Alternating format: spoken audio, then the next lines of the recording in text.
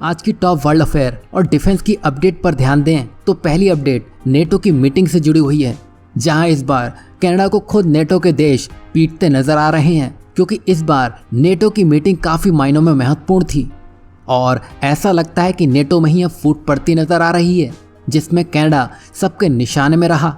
दरअसल कनाडा रक्षा खर्च में योगदान नहीं कर रहा है, जिससे अन्य सदस्य देशों में भी नाराजगी बढ़ती जा रही है और कनाडा एक ऐसा बोझ बन चुका है जिसे पूरे नेटो सदस्य देशों को ढोना पड़ रहा है। तो अगर कनाडा अपनी जेब ढीली नहीं कर रहा है तो उसे इस संगठन में ढोया ही क्यों जा रहा है।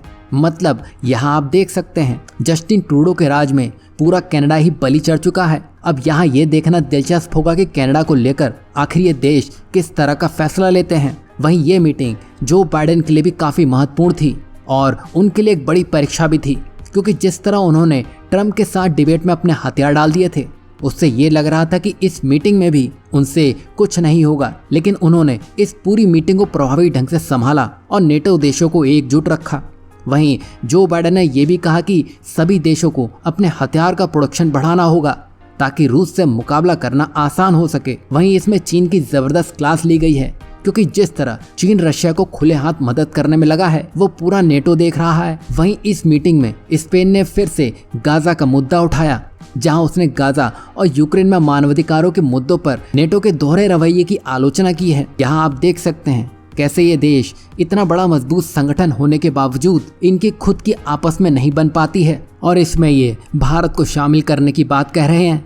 वहीं नेक्स्ट इंपॉर्टेंट अपडेट की बात करें तो ये भारत के मेगा प्रोजेक्ट को लेकर है, जो भारत अब अरुणाचल प्रदेश में करने की तैयारी कर चुका है। जहां चीन एक मेगा डैम तिब्बत में बनाने की सोच रहा है, तो उसके जवाब में भारत ने 12 डैम का अल्ट्रा मेगा प्लान दुनिया के सामने रख दिया है। बता दें कि चीन ब्रह्मपुत्र नदी में बड़ा डैम बनाने में लगा है। उसी के जवाब में भारत सरकार अरुणाचल प्रदेश में 12 हाइड्रो इलेक्ट्रिक पावर स्टेशन बनाने की रफ्तार तेज करने के लिए $1 बिलियन का निवेश करने की योजना बना रहा है। और ये कदम चीन के साथ तनाव और बढ़ा सकता है, क्योंकि वो इस क्षेत्र पर अपना दावा कर रहा है और एक दिन भी नहीं बीता चीन का सब्र टूटा और उसके विदेश मंत्रालय ने कह दिया कि भारत को इस क्षेत्र में विकास करने का कोई हक नहीं है। अब ये कैसा गुमान है चीन का। अरुणाचल प्रदेश भारत का अभिन्न अंग है और वहाँ विकास करना हमारा पूर्ण अधिकार है। बता दें कि ये हाइड्रो इलेक्ट्रिक पावर स्टेशन न सिर्फ अरुणाचल प्रदेश को बिजली देगा, बल्कि पूरे देश को तरक्की की राह पर ले जाने में मददगार साबित होगा। और इस प्रोजेक्ट को राज्य सरकारों का भी समर्थन मिल रहा है।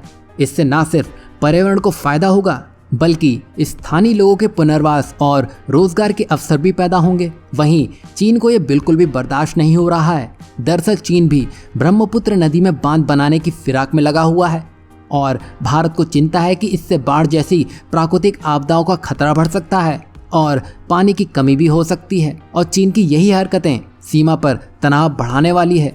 लेकिन अब भारत भी पीछे नहीं हटेगा। देखा जाए तो चीन की हरकतें उसकी असलियत को उजागर कर देती हैं। वो न सिर्फ भारतीय क्षेत्र पर दावा करता है, बल्कि वहाँ विकास कार्यों में भी अड़ंगा डालने की कोशिश करता है। लेकिन भारत एक मजबूत और आत्मनिर्भर राष्ट्र के रूप में उभर रहा है और भारत अपनी सीमाओं की रक्षा करना जानता है और साथ ही अपने लोगों के विकास के लिए हर संभव प्रयास कर रहा है। वहीं चीन को ये बात समझ लेनी चाहिए कि वो भारत के विकास में अड़ंगा लगाकर कुछ हासिल नहीं कर सकता। वहीं नेक्स्ट इंपॉर्टेंट अपडेट की बात करें तो ये अफगानिस्तान से निकल के आ रही है।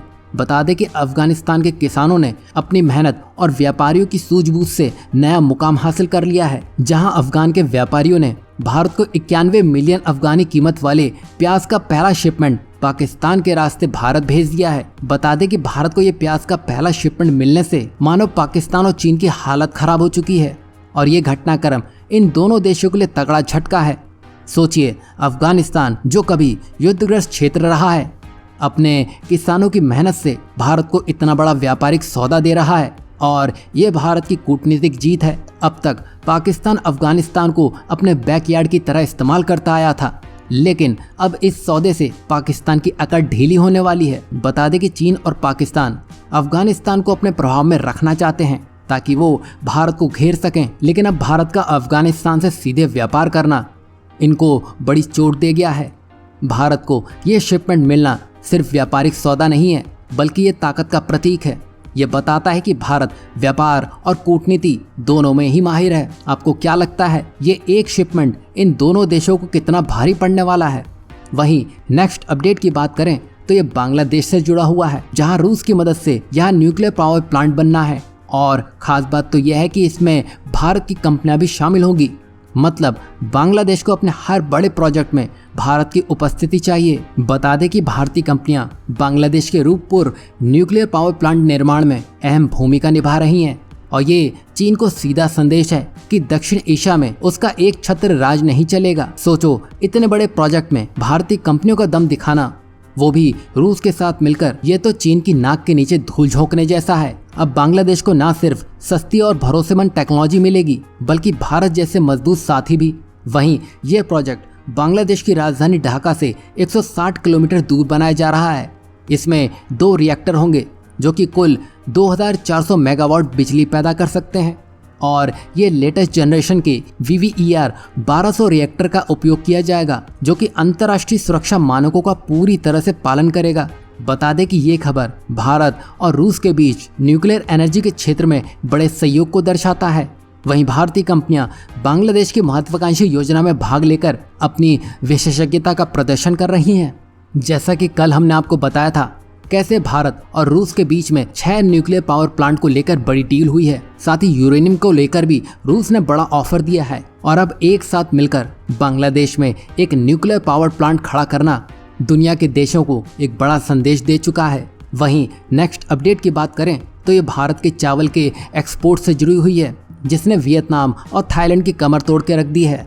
दरअसल ये तो आप जानते हैं कि भारत दुनिया का सबसे बड़ा चावल निर्यातक है, लेकिन हाल ही में भारत ने अपने निर्यात पर रोक लगा दी थी। अब खबर यह है कि भारत जल्दी इन पाबंदियों में ढील दे सकता है। और इस संभावना से ही पूरे विश्व बाजार में हलचल मच चुकी है, क्योंकि भारत के ऐसा करने से दुनिया भर के चावल एक्सपोर्ट रेट में गिरावट दर्ज की गई है। यहाँ हम अगर वियतनाम की बात करें तो इसके चावल की कीमत 5% तक टूट चुकी है, जो घटकर 565 से $770 प्रति टन हो चुकी है, जो जुलाई 2023 के बाद से सबसे कम है। और यही हाल थाईलैंड का हुआ है, जहां उसके चावल की कीमतें भी 5% टूट चुकी हैं, जिसमें चावल की कीमत घटकर 570 से $575 प्रति टन हो चुकी है। और ये अप्रैल के बाद सबसे कम है। और जैसे ही भारत निर्यात शुरू करेगा, बाजार में चावल की अधिक आवक होगी। इससे डिमांड और सप्लाई में संतुलन आएगा और विदेशों में चावल सस्ता हो जाएगा, जिससे भारत अपने चावल का अच्छा दाम वसूल सकेगा, क्योंकि वो दुनिया में सबसे बड़ा निर्यातक है और उसकी मांग हमेशा रहती है। वहीं इससे भारतीय किसानों को तो फायदा होगा ही, क्योंकि उन्हें अपने चावल का अच्छा दाम मिलेगा। कुल मिलाकर भारत के लिए ये सुनहरा अवसर है, निर्यात शुरू करके विदेशी बाजार में धूम मचाने का और किसानों की आमदनी बढ़ाने का ये बेहतरीन मौका है।